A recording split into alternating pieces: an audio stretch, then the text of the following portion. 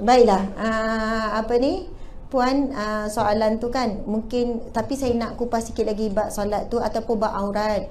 Orang suka buat soalan ni, tasbih orang solat tu baik, setengah orang yang tak semayang dia lagi baik perangai dia, kerja pula lagi efisien, lagi punctual dari segi kerja, dia tak semayang tapi bagus. Lagi kalau nak dibandingkan dengan orang kafir, orang bukan Islam, betul kan? Kadang amanah kerja lagi bagus, lagi penyabar daripada kita yang semayang ni. Orang bukan Islam lagi sabar, lagi muka tu manis. Kadang saya memang heran dengan mak-mak saleh. Saya pernah berapa tahun saya ikut suami saya masa tu ni kan. Kita lambat ni kan, berapa ni, bila kita sampai I'm sorry, never mind, okay, it's okay. Dia pula yang tenangkan kita. Kita sebenarnya nak tenangkan dia sebab dia menunggu. Saya kata sabarnya dia, kalau dia jadi orang Islam mesti dia lebih pada kita. Dari segi kebersihan, dari segi baiknya dia dengan anak kita. Contoh cikgu kan, Masya Allah. Saya cerita sikit ni. Saya pergi hari ni pasal buku orang kata apa, 3 penjuru kan, 3 penjuru. Lepas tu kita ni berdebar ni, 3 penjuru kita kan ada juga cikgu jumpa anak kita, kita nak tahu macam mana perangai anak kita, betul kan? Bila jumpa cikgu dia postat, your kid is amazing. Saya pula amazing kan, dia puji anak kita, your kid is very good. Dia puji. Saya kata, perangai dia macam mana? Excellent, dia sangat bagus. Anak puan gini, pelajaran dia, padahal kita tahu result anak tak bagus sangat ni. She is very good, don't worry, your kid, puji je. Saya balik, patutlah anak saya sangat suka di sekolah. Cuti sekolah, dia orang tak suka duduk kat rumah. Dia counting days. Umi, berapa hari lagi sekolah? Berapa hari sekolah? Tak suka ke cuti? Tak suka duduk rumah? Lagi suka sekolah. Sebab di sana guru dia puji. Jarang marah, jarang tinggikan suara. Masya Allah, saya pula terbalik kat rumah. Kita ni pula yang kita mention selalu benda yang kita tak suka. Betul kan? Ni bilik siapa ni bersepah? Time dia kemas, kita tak ada mention sangat. Ni bilik siapa kemas sangat ni? Tak ada. Yang kita akan sebut 5 hari kemas, sehari yang tak kemas tu kita bising. Lepas tu saya kata, ya Allah, patutlah dia orang memang guna pendekatan tu, dan ada kaedah kenapa guru-guru mereka dilatih begitu, dan macam mana guru mereka kurang tekanan, sekolah sangat ambil berat supaya anak ni kurang tekanan. Saya tengok macam mana bila pelajar tu datang, macam mana dia sambut, dia peluk, dia gini apa semua. Jadi anak kita pun sayang dia, saya jadi timbul cemburu. Tetapi di situ peranan kita lah, bagaimana seharusnya kita sebagai seorang ibu yang perlu bagi ni. Saya juga cuba test anak saya, contohkan. Ada hari tu saya mention benda-benda yang negatif. Akhirnya benda tu balik semula pada saya. Penat, letih, sedih. Tapi saya cakap dekat suami, bang, hari ini saya buat benda ni, ibu-ibu cuba buat contoh. Hari ni insya-Allah bang, saya tak akan marah budak-budak, saya tak akan ni, saya akan sabar je. Suami kata, tengok berapa jam boleh bertahan. Yelah tu, suami cakap kan.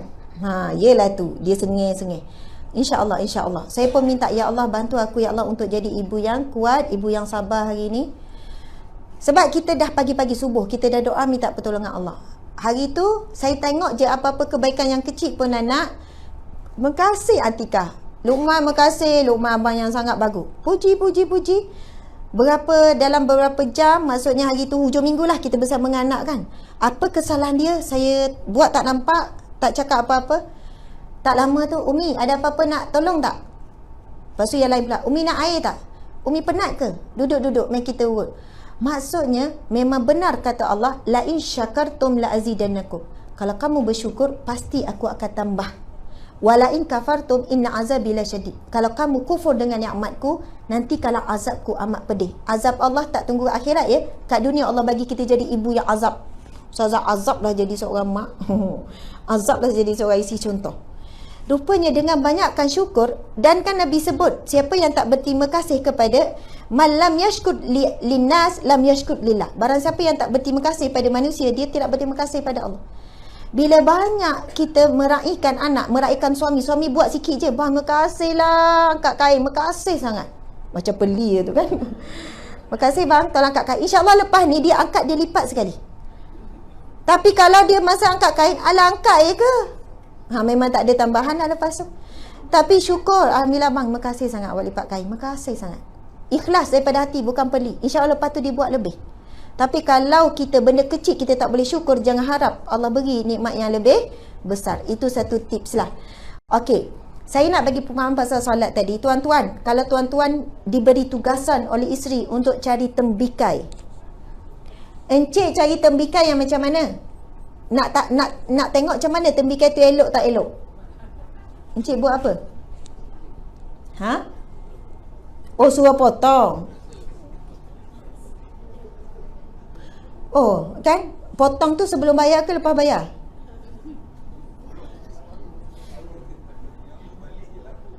Kan? Ni baru logik sikit. Jaranglah boleh potong dulu. Ni tak nak. Mana boleh? Lagi kalau beli dekat shopping complex, beli dekat Maidin ke apa, boleh ke potong dulu? Dah siap potong. Okey. Tu bijak. Beli yang dah siap potong. Okey, baiklah. Selamat tuan-tuan. Betul lah tu kan? Okey, kita kalau nak beli tembikai, nak beli buah yang tak nampak dalam, kita tengok luar. Betul tak tuan-tuan? Sebab ada orang kata perempuan ada tu yang tak tutup aurat lagi baik daripada yang tutup aurat. Contoh, orang buat kiasan benda ni, logik akal. Kita pun jawab dengan logik akal ya. Buah tembikai, kita nak beli, kita tengok luar. Okey, lepas tu kita kocok-kocok sikit. Contoh kan? Okey, rasa macam tak ni, tak ada lebam, kita bawa balik. Belah, tengok-tengok busuk. Itu normal, betul kan? Yang tak normalnya, kalau tuan-tuan beli buah tembikai, nampak dah busuk kat luar, nampak dah lebam, mungkin dalamnya elok, luar je nampak lebam. Luar je nampak berulat ni, dalam mungkin elok, jangan bersangka buruk. Oh, contoh, dah sasah berulat kat luar, dah sasah lebam kat luar, dalam mesti tak elok. Betul tak tuan-tuan? Buah apa pun, subhanallah. Buah mangga ke, buah apa ke, buah ni ke, kalau nampak luar tak elok, dia mesti dalam tak elok. Tapi yang banyak berlaku, luar nampak elok, bila buka tak elok, durian tu masam. Itu banyak berlaku. Luar nampak elok, cantik, daripada pengalaman kita.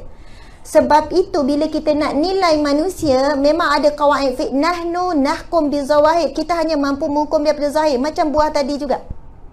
Bila luar nampak elok, semayang, tutup aurat, subhanallah, zahirnya nampak baik, tapi bila kita kenal, rupanya kaki ngumpat, kaki buka aib orang, kerja malas. Luar nampak elok, is normal.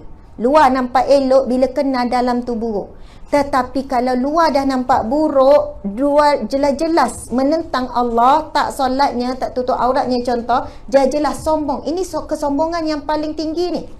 Contoh anak kita suruh, dek tolong mak jap ambil air, mak dahaga, ambillah sendiri.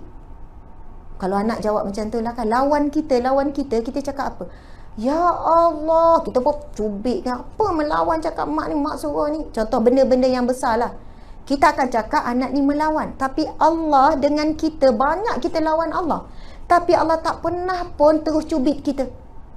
Maksudnya terus lepas lawan Allah, buat satu kemukaran, buat maksiat, terus jatuh longkang. Tak ada. Allah sangat baik. Tak ada Allah tarik nikmat daripada kita. Allah sangat baik dengan kita. Sedangkan Allah mampu buat benda tu sekelip mata. Nak kata Allah sangat sabur, Allah ya sabur, Allah yang maha penyabar. Allah sangat sabar dengan kita. Kita panggil anak kita, tuan-tuan, Along, dia diam. Kita tahu, kita nampak dia duduk main telefon. Along, panggil kedua. Lepas 5 minit panggil lagi Along. Tuan-tuan buat apa kalau anak macam tu?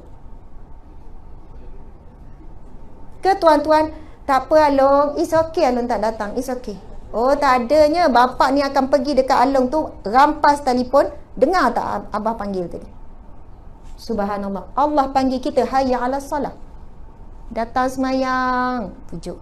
Tunggu 15 minit tak datang lagi. Tunggu setengah jam tak datang lagi. Sejam pun tak datang lagi. Ke pukul 3 tak solat Zuhur lagi. 3:30 tak solat Zuhur lagi.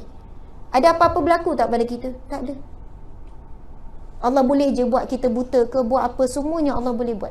Nak kata Allah ya sabur, Allah yang paling penyabar. Sebelum kita cakap anak kita degil, kita lagi degil dengan Allah. Lagi kita tak ubah cara komunikasi hubungan kita dengan Allah, hubungan kita dengan anak, dengan isteri bermasalah.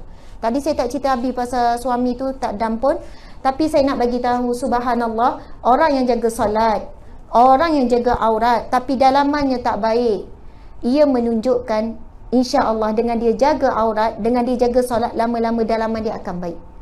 Tapi orang yang tak jaga zahir, subhanallah, itu menunjukkan hati dia pun sakit. Kita tak boleh cakap hati dia mungkin baik daripada kita. Tapi dari sudut logik akal yang kita cakap buah tadi tu pun begitulah logiknya. Sesuatu perbuatan yang buruk pada zahir, ia mesti daripada dalam. Sebab Nabi bersabda, ala inna fil jasadi mudghah, dalam tubuh badan manusia ada seketul daging. Wa iza salahat salahal jasadu kullu, apabila daging itu baik seluruh anggota badan. Wa iza fasadat fasadal jasadu kullu, bila daging ini buruk, busuk, maka buruklah seluruh anggota badannya. Kata-katanya pun akan buruk, pelakuannya akan buruk. Ala wahya qalbun, katalah itu adalah hati.